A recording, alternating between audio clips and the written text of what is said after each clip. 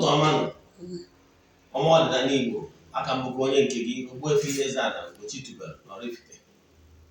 Abụ m onye isi nchụaja na Ugochi tubelu ọdịnala tempụl. Anyị na-agba afa miri emi rụkwazị ọrụ mmụọ dị iche iche. Abụkwazị m onye nchụaja n'ọdịnala Restoration Prayer Ministry, bụkwazị onye mgbasa ozi ọdịnala Igbo. My mission is to help people live better life. Asị m na chi tata bụ eke na-eketara anyị ihe ọma maka ịbụrụ anyị ihe ọjọọ. Onye nta akụkọ ndị Igbo.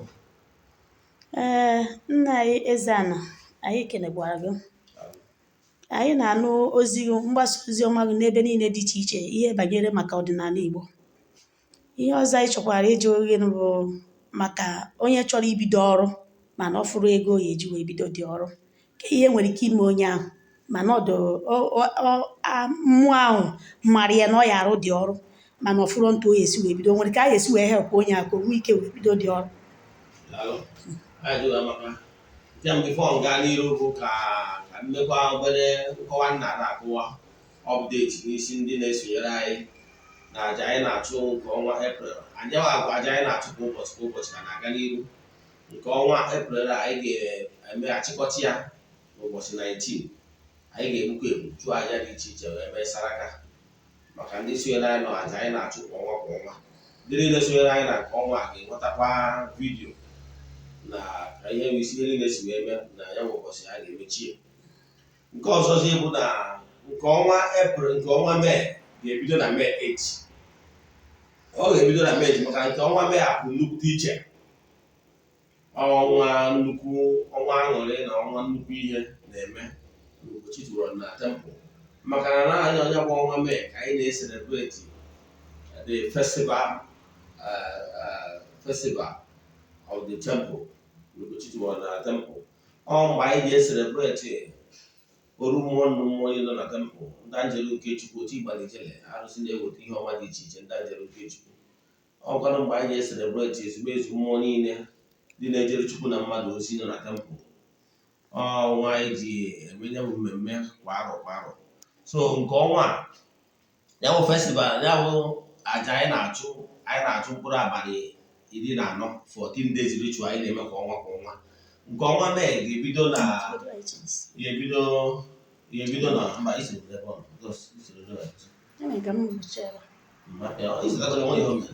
so nke ọnwa Mee a ga-ebido na Mee 8 last ya for 14 days, ya kwụsị na Mee 21st. Na Mee 21st ya nwa anyị ga-enwe ritual anyị ga-enwe bụ na that Mee 21st ya nwa ka ọ ga-ezuo ya bụ 14 days. Anyị ga-egbu efi n'ụbọchị ya nwa. Ọnya bụ efi anyị ga-egbu n'obi a, wee efi anyị ga-eji wee siere ya bụ aja ka anyị na-achụ ọnwa Mee. Emesịa ya eme saraka, a ga-enwekwa ọtụtụ ihe mmemme na ya bụ ụbọchị bụ 21st. Emesizie ya ọrụzie na 22nd festival agaba n'ihu. Mmọnwụ dị iche iche like odogwu omenala na oraifite ga-agbakọ ụbọchị ya nwa. Agba oke eze nnukwu mmọnwụ ga-agbakọ ụbọchị ya nwa. Ndị enyi, friends and well wishers, friends of the temple na ndị enyi m ga-abịakwa ụbọchị ya nwa. Anyị ga-enwekwa live band. So na that 22nd hour bụ Sunday. So a ga-emechi ya bụ 14 days ya nwa na Saturday. From Saturday emechazie ya bụ saraka nwa, a ga-emesu ya mee ihe ngwongwo dị iche iche. So ebe ọgwụ afọ wee ga-eje na ya bụ Sunday. Nke ọzọzi ewu ọ nwekwara ndị dị iche iche anyị ga-achụrụ aja dị iche iche. Oke ọfọ anyị ga-apụta maka na ọnwa ngozi ndị anjelu nke Chukwu ji agọzi ndị mmadụ. Na ya bụ ya nwa a ga-enwe ndị ya ga-agụrụ ọfọ n'ụzọ pụrụ iche. Onwego ndị dị iche iche kwubelu na ha ya na-achụrụ ha aja Igbo. Ndị ya na-achọkwa ka egbuo efi wee yọọ chi ha ihe dị ha mkpa nwekwara ike ime nke a. A ga-achụ aja dị iche iche. Ndị chọkwara ka a chụọrọ ha aja nke ahịa iri n'Igbo na ndị agha achụrụ aja aka mkpa.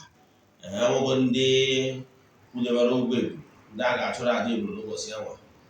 Chọkwara ka ogbuoro mmụọ na-apụ apụ Ugochi tubelu na tempụl efi ji ala chaatị m na WhatsApp. So etu aka mmemme ya bụ Mee ga-esi wee mee. Don't allow yourself to be left out na massive ngozi a ga-eshi a n'ụbọchị anwa, maka na in creation ọnwa Mee na June bụ ọnwa the outpouring of the Holy Spirit. O nwere mgbe in creation, o nwere oge the Almighty Father ji pour blessing in the entire universe to maintain all the creatures. Ọ na-ahụkarị n'oge udu mmiri. Inekwu anya ịfụ na ndị mmadụ aghọta the mystery of rainfall. Yes, rainfall will carry the time the power of the Almighty G agbadata n'ụwa wee nourish the entire creation. Ọ bụrụ sọ trees ka ọ na-anọrish, ọ bụrụ sọ ihe akụrụ akụ, ọ na-anọrish ndụ nke mmụọ, mana ọsọ onye nwee spiritual eyes ime onwe ya ka ọ dị open wee nwee ike receive that blessing. Ihe a na-eme na mmụọ onye abatara ijego na ndị ụka ọbịa, ị ga-afụkarị na mmemme ha na-akpọ Pentecost week na-adanye within that time. Oge mmụọ Chukwu ji anọrish ihe niile o kere ekere n'ụwa. Echefukwara na m akọwa oge na nkụzi nyere oge gara aga that ile ọkụ awa dị n'isi ndị apọstọl abụrụ na ọ na-emebu mbụ Chukwu oke na pour blessing ya all over within that time in creation. Mana that particular time emere ka ha fụ the sign gosi na amara Chukwu nọ n'isi ha. So mana after that event, according to Bible recording, it was something like that. But all time Chukwu oke ji anọrish ihe niile o kere in creation.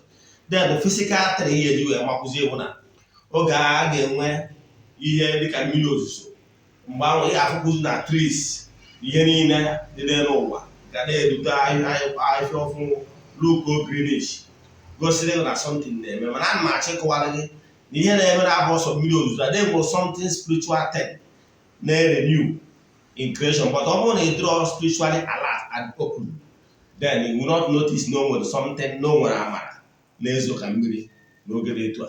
So nke a bụ ihe gbasara anya bụ mmemme ọnwa Mee. Then maka na gaje na ajụjụ ejo ihe onye nwe onye ọdịnala kwesịrị ime, ọ bụrụ sọ onye akpọrọ ọrụ mmazi ya n'ụdị 2 ways.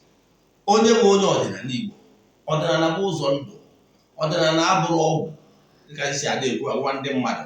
Ọdịnala bụ Igbo spirituality, etu ndị Igbo si ebi ndụ izie ewe onye dị na ana so ọgwụtọrọgwụ etu ndị Igbo si ebi ndụ. So na ihe onye ọdịnala kwesịrị ịma bụ ịma selu nsọ ana, then mee ihe niile o kwesịrị ime, ịmara ihe ọ ya agwa ebe ọ ya adị mmeri ya mmadụ, idebegharị iwu nke a na-agọzi mmadụ ọnya ga ọ bụ iwu nsọ ana. So ọ bụrụ ha na iburu ezigbo onye ọdịnala, wepụta time mgbe ị ga-eji agọdọrọ ụmụ mmụọ dị iche iche, bidogoro n'okwuchi gị ihe gbasara ọbụ na n'ala Igbo. Gburu ọbụla mmadụ nwụrụ na kwesịrị ime okwuchie ebe ọ na-anọ ya na chi ya na-akpa nkata.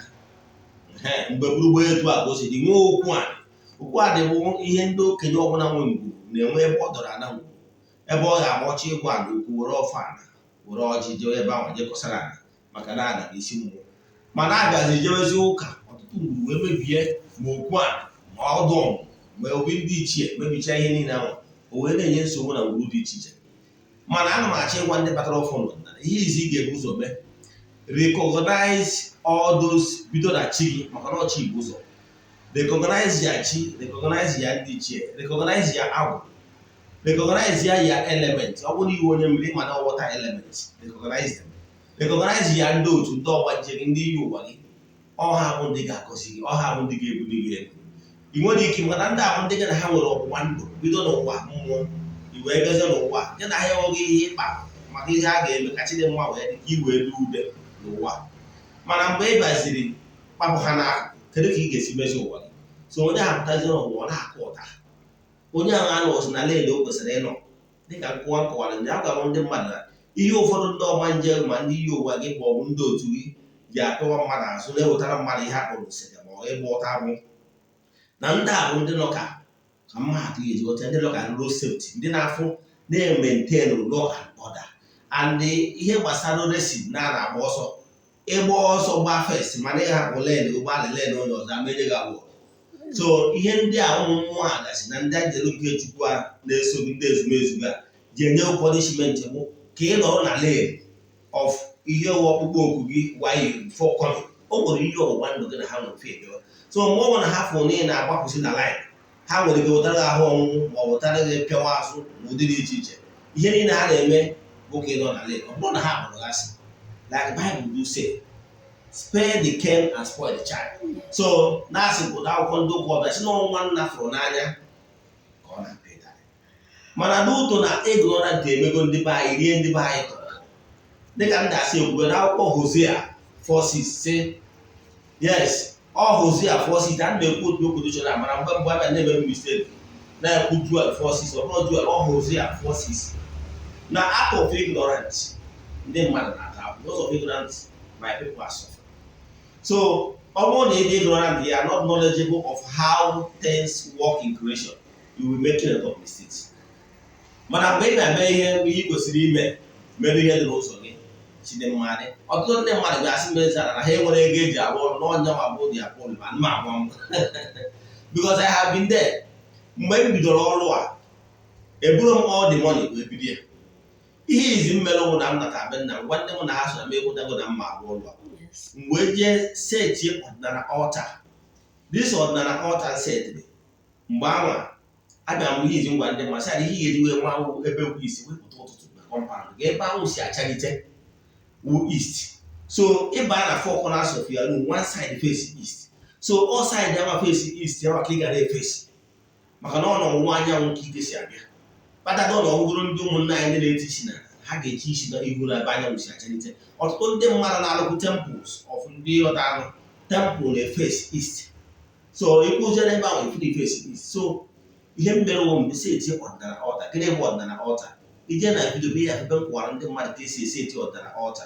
Ọdịnala ọta nwa nzu ga-adị ya, edo ga-adị ya, candlestick ga-adị ya, ose ọjị ga-adị ya, ego ana m ewere ego enyi otu ọbụla ị chọrọ idebe ego ịnọ ọbụla 100 naira ịnọ na temple currently ihe ndị bere 1000 ịnọ represent na ahịa na ụbọchị na maka na ọnụgwọ ego ka ha nọ idebe ego. Ije na my old biri ya mgbe nkụzi ka esi esi eti ọdịnala ọta. Ọgwụkwa ndị nọ ebetere aka nwere ike ikpote aja na be nna ha tinye n'efere ma ọ aja na ikwu nne ha maka ịtụ nzu ma ọ bụ ịtụ nkwụ ọkụ maka ndị n'obodo dị iche iche. Idebe ya ịpụta ịgwa ha ka ị mụnyere gị ihe ka ha mụnyere gị ihe ịlaịt na ọkụ dị kandụl. Ose ọjị adị ya maka isi nyocha ahụ gị. Then ị nwezie efere ebe ị na-ama etinye nzu ma ọ bụ akwụkwọ ebe ị ga na-atụrụ ha nzu na akwụkwọ imesi ya n'ilo. So ebe a si wee si eti ma ọta. Mana dịka m gwara ndị mmadụ mana ndị mmadụ adịghị aghọta ihe, gwa ha na m nwere oge enwere hour of mercy. Ọ na-eme na gwa ha na every 3 o'clock whether night or day is hour of mercy. Anọ onye ka ndị ụka ọbịa especially ndị Catholic na-eme ụka Rome jere na-epromote ya na-akpọ divine mercy ma hour of mercy. Mana ndị mmadụ amụrụ na awa a bụrụ awa entire creation, ndị njelu nke Chukwu ndị na-agagharị na-eme mmaji agagharị na entire creation na-atọ ndị mmadụ na-abụ ka mmadụ. Ije na akwụkwọ ndị ụka ọbịa, one of the allegorical story bụ na na-asị na Jesus Christ fụrụ nwaanyị oruru ọbụla na-agba for 38 years n'akụkụ ọdọ mmiri Bethsaida. Echefukwana na ije na awụrụ ga-eti ibu Joshua ka nọ na ije na Bedawa a nwere mmiri ha na-akpọ mmiri Bethsaida, ọdọ mmiri Bethsaida na that TB Joshua ebe ndị mmadụ na-eji asa ha maka nwere onwe na ha goro nke asaịd. Mana nke Baịbụl bụ na ọdọ mmiri Bethsaida ka nwaanyị oruru ọbara ahụ. O wee bụ na Jizọs bịarutere sị nwaanyị kedu ihe kpatara na ọ banyebere na mmiri a, maka na mmiri a nwere taịm o ji eru ndị njelu nke Chukwu ji agbaratara mmiri abịa gbarụba mmiri.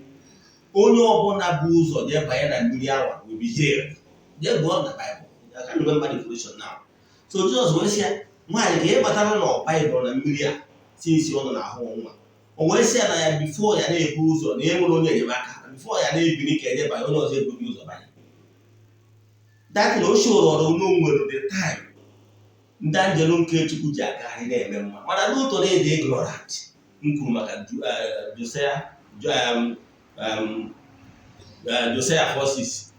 Hosea 4:6 nọ akọtị na ndị mmadụ ji ada. So ọtụtụ ndị mmadụ amara ihe a maka na ndị ụka ọdịnala ụka ndị anya akọwara ọrụ ndị mmadụ the mystery behind everything ha na-eme. Ihe mawụ na na-eme divine mercy every 3 o'clock. Mana ha kpọrọ the mystery meaning because the thing was ancient practice and practice the ancient laws. So on now we can begin. So if he cannot make use of 3 midnight, he can make use of 3 afternoon. So for me, on a setting phone till date, a setting phone na 2:55 a.m. Uru anoga afara mare ya n'ime abalị ụdịrị nwe ọsọ ọdụ chacha ahụ tupu ose ọdụ na-abụọ na n'ilo ntụpụtazi ose ọdụ ya nwa then wee nwee taịm mụ na ndị anyere nke Chukwu na ezumezu m ji akpa nkata mgbe apụta ekene mfa kene ndị mmụọ niile m na-asụ kene ndị ichie kpọkpọ mmụọ niile so m si ha gbarata ka mụ na ha nọrọ ya ọnụ n'abalị nkwụcha ihe a ọm ha ugbu a mgbe a na m anọrọgo n'ihu ọrụ m ha zitere m ọrụ ha zitere m ndị mma n'ọrụ n'ọbụ ya na m nọ n'ihu ọrụ ha zitezi ihe a ga-eru ya ọrụ ihe ahụ my prayer every time ị mara m ya about some like 4 months wee gwa ha mechaa aka ha mechara bifo ha bịa wee zitere m ego ji wee jee mepee ebe a na-ede spiritual material ka m mepee spiritual material I continue na-emepe ya mekọtazie haziwere m ọrụ ahụ every nkwụ ọbụla ka m na-eji abịa arụ ọrụ omekọtazie na-enwetazi ọrụ everyday na-emezi nje shop ụbọchị nkwọ alụọ m ọrụ ndị mmadụ mekọtazie nwewezi ọrụ steady ọfụchi na mmadụ ejekwuzi na shop a nọọ mmadụ ka m hapụzi shop however n'ozie n'ụlọ steady na-arụzi ọrụ ọfụchi na mmadụ ezuzi ike everyday so onye na-achịkọwa bụ ị ga-egosigoro ndị kpọrọ ọrụ n'ikwetago na iburu onye akpọrọ ọrụ mana ọ bụrụ na iburu onye akpọrọ ọrụ iwu ọdịnala onye ọdịnala ihe mmụọ nọ na be nna gị chọrọ owu recognition ọ bụrụ ebe si na ị nwere ego iji egbu ọkụkọ na ị nwere ego iji achụ aja mme onye gwara nọọsụ igbu ọkụkọ ịchụ aja mme ebe aja a na-achụ achụ e nwere aja dị iche iche agwa na pouring the passion ịtụ nkwụ ọgwụ na anaba aja na ị nwere ike iji aja dị na kwubi okwu ịma ọ na ịtụ nzu bụ aja anything because it's money ihe ọbụla bụ ihe wu ya oke gị ị na-ewepụ ma ọ iweregoro iwegoro ego arms giving nye onye nwara atọ art ịma ọ na mgbe ọbụla mmadụ dị na-ayịrị onwe so certain even owning a candlestick bụ aja because candlestick is your thing, is your money. So when the flame is going by was, then your money is going. So aja ihe na ahụ wepụta. So therefore, all nwere ike even using candlestick ihe eji ekwubi okwu before you light it up. Like come on, try to light candle, I will see. Let this burning candle, let it be a burnt offering. Let the lighting of this candle, let it be here. Because in wherever there is light, let every darkness vanish. If that candle is ordinary candle, is carrying my prayers. So if you demand us in the wherever I will, I say, more every day. I want the man more than even a giant at watch more one mancha or more than a area. Gino, I know. Give us your own or promo. Example, when I went there, I go with more wine, more hot, I brought more than mine. And I'm how to tell you, Ubian and Apam, and make Ubio as music had a gozonia, Macancheta. Ncheta na ya wotara Ogbuefi ihe enough. Anwụrụ ya nwere Ogbuefi okwu n'isi ha, blessings we go ha. Then nkwa ha wotaziri give me out. Ndị mmadụ ụmụ ndị na-ebe visiting na ebe mebere m okwu ya. Etago. So azụ mere ọmụ maka ha nyere ọmụ maka ọ dịziri iji nkwa a nyọkazi onye eri. So ihe dị na mmụọ mgbe i were ọkụ dịkwu na mmụọ sị mmụọ ekele m gị n'ọkwa ka m chụọ gị wee yọọ gị ihe dị etu a. Mgbe ihe bịa bụsọ ọbara ahụ nke bụ eziokwu na ọrụ mmụọ na-eri maka na mmụọ enwere ara ma ncha na ọ bụ mmụọ. Mgbe ị ga-agbụsọ ọbara anwa sichaa ji ma obi ọkụkọ ma n'iba ma ihe ya ebe akpọsa alụ mmụọ nke bụ eziokwu na ọ dị elements na-abịa eri ya. Ịghọtara ya? The elements na-abịa eri ya nwere ọgba ahụhụ ọbụ ngwere ọbụ ọkụkọ ọbụ ihe niile ahụ dị animistic because ha enwere ubi ma ọ bụ ọba mana Chukwu nta nke igwe na-agọzi onye ọbụla na-ewere ihe na-enye ụmụ those animals enwere ubi ma ọ bụ ọba mana Chukwu nke igwe esi n'aka anyị wee na-azụ ha. Onye abatara mgbe gburugburu ndị nna anyị ha anọghị eri nri iwetara ya nri ọwụrụ anyị okpuru obere okwu n'ilo ihe ọ na-awụpụrụ ya ụmụ elemental beings ka ha rikwa so nwa aṅụrị. Ịghọtara ya? By then they will be blessed maka na ha lụtara less privilege abụ sọ mmadụ. Those animals ahụ ha adịghị aka ubi so mana ihe ahụ m nwetara nye ha so aja anyị ga-achụọ nchụcha aja nwa ụmụ anụmanụ abịarịche ha asịchikwa okike ndị nke ụbọchị anyị gbakwa nara anyị Krismas whatever ọ bụla eze anaghị ọbịa wee chụọ aja biko ya ga-esieri ya. Mgbe ahụ ụmụ anụmanụ ti kụziri aka na-ayọ ndị mmadụ emechazi nke a mgbe e nyechara ụmụ anụmanụ nke ha ewepụta ọkọ ndị ọzọ ke ndị mmadụ bịa na be Eze-Ana bute mmanya dị ha onye ọnwa na-adịchi ọsọ Ogbuefi ya gazie ya gazie. Ihe ọ pụtara bụ na mmadụ ekere eke na-ekwu ya gazie, anụ niile ihe Chukwu kere eke na-asị ya gazie. Kedu ịkpụtara ya azụ Eze-Ana ekpere ịghọtara ya?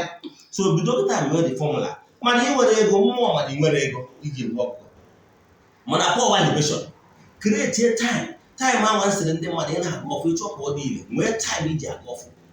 That time bụ okwụsị ihe niile ị na-eme. That thing shows very seriousness. Iji ma na mmadụ kaara m abụ na ya bịara be m on Sunday no time na onye kaara m Ogbuefi na mkpa obi ya house by 1 o'clock on Sunday ịfụ na mmadụ na-agba agbụrụ ofu onye nke nyere m time dị more serious. So if it is serious with the more ihe notice one thing. Ịfụ na onwe mgbe ọ na-anọgide etu apụta ruo time a na-achị iru onwe mgbe ihe emeruo ya time a na-eru that phone bụ ihe ring o nwere ga na-afọ 2 minutes ma 5 minutes ka phone ring ya ọ dịka onwe ebe akpọte m ụmụ oge oyere ụmụ ezumezu mgbe ruo na time ahụ eburu ụzọ bịa asembụlụọ hafụ na m na-ada slip abịakpọte m mbilitezi onwe ego within 1 minute ji bilitezi ala ma ring ya. So your body will be adapted to that time if you wake up. So ọ bụrụ na mmadụ si na ọ bụ problem ya bụ na ego na ejiri ego anụmanụ ihe mmụọ need wu recognition. Ịmakwa na aja nkịtị iji akpọ ọkụ Igbo chụ nwere ike imebi ihe ọbụla nwa ọgwụ maọbụ ihe ọbụla mmadụ mere ji 1 million naira eme. So ihe mmụọ chọrọ that obi, that love, that passion.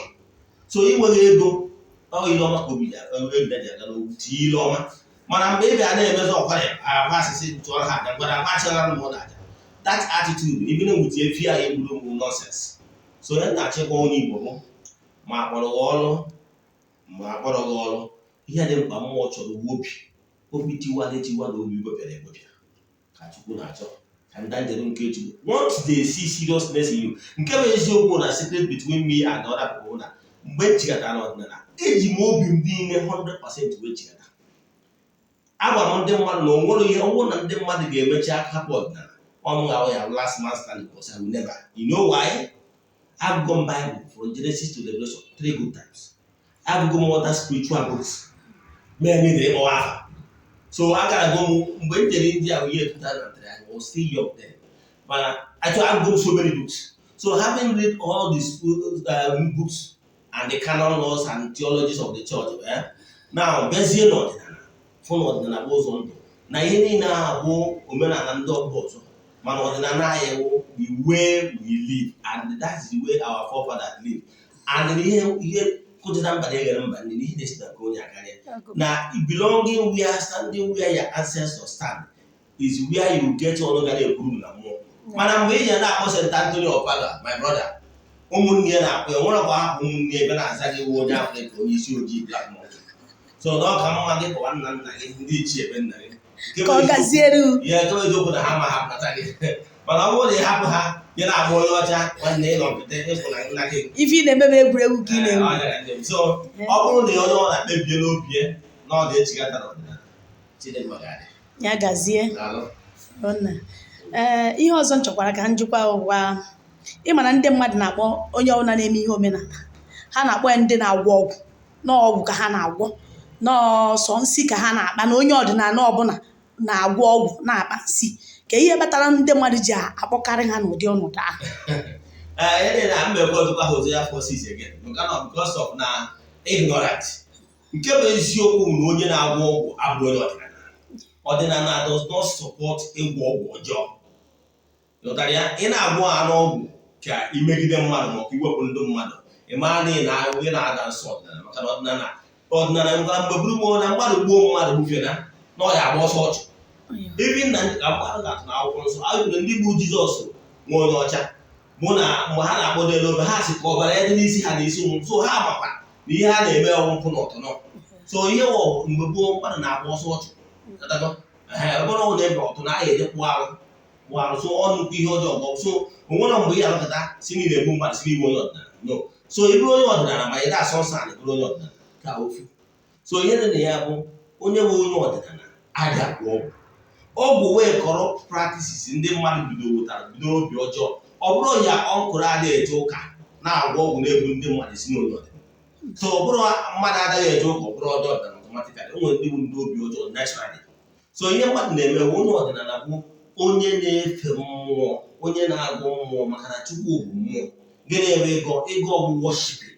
So ndị na-efe mmụọ ọha bụ onye ọdịnala. So onye ọbụla na-efe mmụọ ga na-edebe iwu mmụọ na ihe mmụọ osisi emena. Dị na nke ọzọ bụ na ndị gboo enwere mgbe ha gwọrọ ọgwụ. Ihe a na-aga ọfọ ọgwụ ụmụ ha ka ogologo ndụ na-arụ isi ike, ha jisi na ndụ ka akụ. Mana agbụrụ ahụzi agbụrụ bute chọdụrụ ego n'ụdị ọbụla. Ha nwere ike igbu mmadụ, ha nwere ike ihipụtarize mmadụ ibe ha, ha nwere ike ịnara mmadụ nke ha nwere ike ịchọ ka a were akara aka mmadụ. Ihe niile abụ ihe ha mụtara through occult practices. O nwere ndị na-ekelem na ha bụ ndị ọgaranya, mana ha na-agụ some books bụ some mystic books eji eme magic. Achọghị start calling names now. Mana e nwere some books ihe afụ mystic books ihe afụ na spiritual shops bụ for magic. So ndị mmadụ chọrọ ụdị anwa. Enwere ike kịta na ihe na-ewuzi n'ala Igbo kịta ọkwụọ na-emere ndị mmadụ, a na-agwọ ọgwụ ego, akpọrọ ya ọka ite, akpọrọ ihe ọbụla. Ihe abụ ọgwụ agwụrụ maka ego. So ndị nna nna anyị agwọrọ ụdị ọgwụ ahụ. Nwere ihe gbasara ihe a kwuru okwu ya bụ ọmụmụ ihe ọma, ogologo ndụ na-arụ isi ike. Nọ ihe eji ama ọgaranya mgbe gboo. Nwere mgbe ha ji esi ka a gwọọ ọgwụ ka ọ ya bụ na mmadụ bụ ire ya adịrị ka ego ọ na-akpatara mbọ na-aba n'aka gị, ma ọ bụ ọ na-eme bute na-anara mmadụ akara aka ya, ma ọ na-eme ihe dị ihe niile ahụ formulated chants out of wickedness of the present generation. Ya gazie. Ihe ọzọ nchọkwa ka njụkwa maka na ụmụ ihe a na-afụgasị n'elu ụwa kịta, nke ọbụla emere akpọ ndị ọdịnala, eme elu akpọ ndị ọdịnala.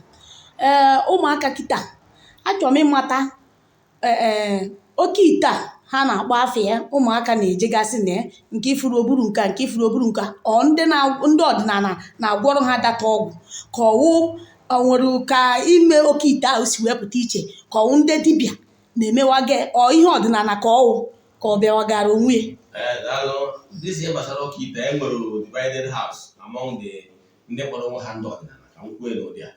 Mana ihe na-achịkwarụ ndị mmadụ bụ na ịgwọ ọgwụ maka ego adịrọ necessary. Ịghọtara ya? So ihe na-achịkwara ndị mmadụ na ndụ karịrị akụ, maka na ọ bụrụ na ị nwechaa ego mana ị nwere ndụ ma ọ dị nwere ezi ahụike, ịfụ na ị ga-adị ndụ mana ọnwụ bụ onye ahụ mma. Then mmadụ onye a ga-ejikwa ego ya dị na-agafesi n'ụlọ ọgwụ. Ihe dị ka mkpara ndụ abụ o nwere ndị chi ha kwere ụba, o nwere ndị na-atakwu na akwasị na chi kere ụba. O nwere ndị mụ na n'ụwa mbụ ya na nwoke awụ ọgaranya, ma ọ wọsị na ụwa ọzọ ya ya abịa na ị ga-abụ nnukwute ọgaranya bụ ụba aka ọbịa awele ka ogwu ihe okwuru awele ọbịa na ụwa ya nke ya ihe ọbụla o tiri aka awele onye ọbụla o tiri aka ọ na-akarị ya. Inwe ike na-ejeji anya sị ka ije mee ka o si mee, mana ị mara ozi na ihe so gị na ezumezu gị na nke ya bụrụ ofu. So ọnya ndị nwe ndị nwụ n'ụwa nke ọzọ ọsị na ụwa ọzọ ya abịa na onwe ihe a ji akụ na ụba eme ihe a chọrọ uwe ogologo ndụ. So inye ụwa mmadụ ịfụ na onye na-eto abata n'ụwa kịta anyị na-agwọ ọgwụ awele ị na-egbu oge maka na ihe chọrọ uwe ogologo ndụ. So ihe niile ahụ inye ụwa mmadụ na-eso epulu eru ihe mmadụ na-afụ n'ụwa kịta.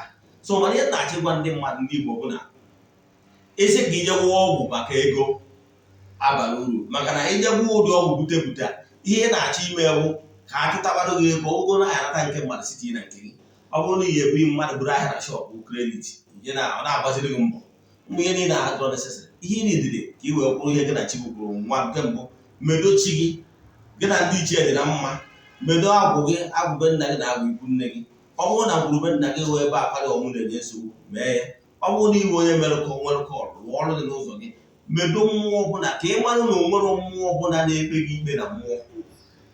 Nke ọzọ ọbụla akwụkwọ ndị ụka ọbịa sị akwụkwọ Deuteronomy sị na a ga-eji ajọ omume nke ndị bụ nna wee leta ụmụ ha generation nke ịnọ tụrụ afa mmanụ na ngwurube nna ga ebe e gburu mmadụ ma ebe e merụ nwaanyị bịara iche edi ma ebe e mere ọtọnọ onye na-eto a wee suwe na ihe na-eto emere na-aga apịakwa ndị mmadụ asụ. So n'ụzọ dị etu a o wee bụrụ ihe mbụ bụrụ ihe na-agba ụta na ngwuru a. So ihe ị ga-eme wee bịa bụrụ ụzọ ụwa arụ setụrụ ụmụ mmụọ niile iwe na-ewe, ndị a ga-egburu ha na-egburu ha, ndị a ga-awara ọjị awara ha ọjị, ndị a ga-atụrụ nkwa atụrụ ha nkwụ ka iwu ụmụ mmụọ niile a na-agba ụgwọ na ngwuru megịnị wee dachụọ. Den ọ bụrụzie na afụzi na onwe ozi mmụọ ọbụla na-agba gị ụgwọ, den ị marụzie na ị na-alụzi ọrụ ifeọma na-abịa. Ifeọma na-abịa onwe ọzọ onye na-asịrị iji onwe ọzọ onye na-agba ụgwọ. So ihe m na-ekwu bịa bee mkpocha na nsacha na gburugburu nna gị tupu amụọ gị na ha so kpọkọrọta ndị iyi ụwa gị ndị gị na ha ga-ayị eme ụwa. Ọ bụrụ na ndị otu gị kwere ụwa ọgaranya bido n'ụwa mbụ gị na ị ga-abụ onye ihe ga-agasịrị ị ga-agba ọgụ. Mana ofu ihe chọrọ ịgbado ndị mmadụ bụ na ọ bụrụ mmadụ niile ga-awụ milionia, mana nri ọnụ akụ eji egbo mkpa ka ụdọọlị maka na ụmụ nnụnụ nke igwe ha enwere ubi ma ọba ma chukwu nke igwe na-azụ ha nri. Ịbụrụ ga-ada ezigbo onye ọdịnala na-eme ihe i kwesịrị ime 3 square mil ama akọ gị 3 square mil kọba gị, ị mara na nwere mmụọ na-agbawa ụgbọ, ị mara na o nwere ihe i kwesịrị imerọ nwere onwe onye chukwu zitere n'ụwa ka nri ọnụ pịa. So nri ọnụ kọba gị zi anyị dara ide ebule na road ndị otu were agba ụta ka ị baa na road maka ihe na-ebutere gị aka mkpụchasị ka ị wee chọwa ihe na-eme gị. So mana ị nọwa na road gị ihe ị ga-eri ya akọ gị eziokwu na igweziri ma abụra bilonia dịka ngwakọta gị na chi gị si wee dị n'iyi ụwa gị. Nna anyị daalụ, anyị nụrụ ka isi wee kọwa anesara ya ka isi wee like ya ka o si wee dị mma na ihe duzinụ bụ onye nwere ntị ya nụrụ, onye ọbụla nụrụ ife ị na-ekwu ka ọ mara ebe o si wee karịa njọ na ebe o si dịrị ya mma, ebe o esi wee mee ihe ụwa ka o wee gaziere nke ọma. Nna anyị kenekwara gị daalụ. Onye nta akụkọ ndị Igbo, ọ bụrụ na necha vidiyo a eche ịchọta nkụzi m na YouTube na-ekuzi kwa ụbọchị n'ọdịnala Igbo, jee chọọ Ogbuefi EZE-ANA Ugochi tubelu na oraifite na YouTube ihe nweta m, ma ọ bụ sendịrị m meseji na WhatsApp aga m enyere gị aka 08057837672. Ogbuefi EZE-ANA Ugochi tubelu afọ m. Ị na-enecha ezigbo vidiyo a tụsara ya dị ya dị ụlọ. Gazie.